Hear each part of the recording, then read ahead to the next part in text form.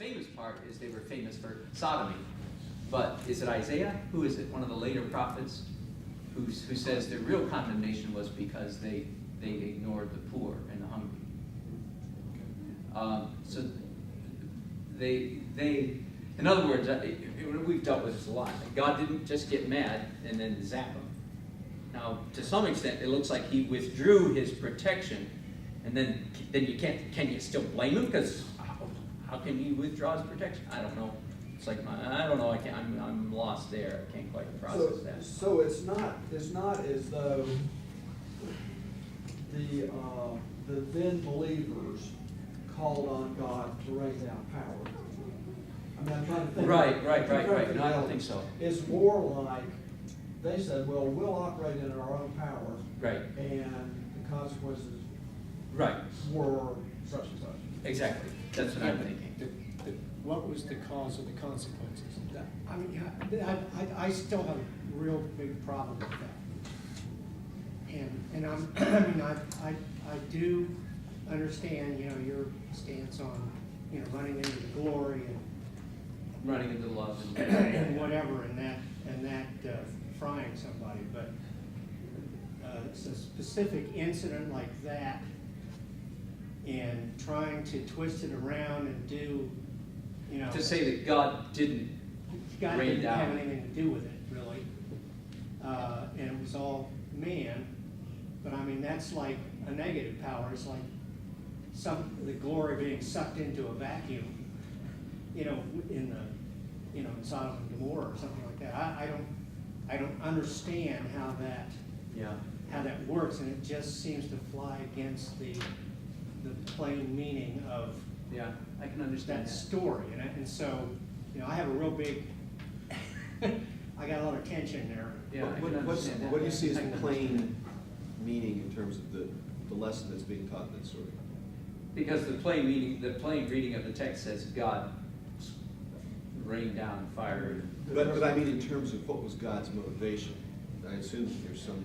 Well, I mean, there are those that think that, since people could not be regenerated because the Spirit was not within them, so they can't be born again, that they would have to live in sin or whatever. So the kind thing to do really is to, just, Kill them and Kill then them. send them to an eternity burning in hell. and especially since they don't, well, whatever, no, not necessarily, I don't know what. Talk about trying to fit Yeah, I know. the kindness of God. Yeah. But but if they can't be regenerated and they're going to contaminate the rest of the human race. Yeah, and let me just... They're saying sin and vice. I understand. I'm familiar with that teaching. Let me say it's a good theory. It's not absolute. It's like that's a struggling, somebody like me, honestly struggling to deal with the text. Trying to reconcile. Jesus and let me hasten to say too. Last week I talked about space-time and outside of space-time. Remember? And whenever we come up to this point, like we're doing now, it's like, our reason kind of begins to break down. Well, who did what? Whose fault is it? Usually it's because we're beginning to toe up to the edge of space-time realities, and we can't operate beyond there. And all of free will is that. So whose fault was it? So I agree, and I bless you, and I bless us. Yeah, how about that example you and I were talking about a couple of months ago, about Elijah, the confrontation with the prophets of Baal, where we went back and looked and saw God never told him to do that? Remember that? Yeah. I think that may be an example of what we're talking about here, about pulling a lever of power that is independent of necessarily coming at it from the love standpoint. I remember, God didn't necessarily tell Elijah God never to kill 800 prophets. Yeah, there's no record that God ever told him. In fact, God told him to do something specific, but it wasn't that.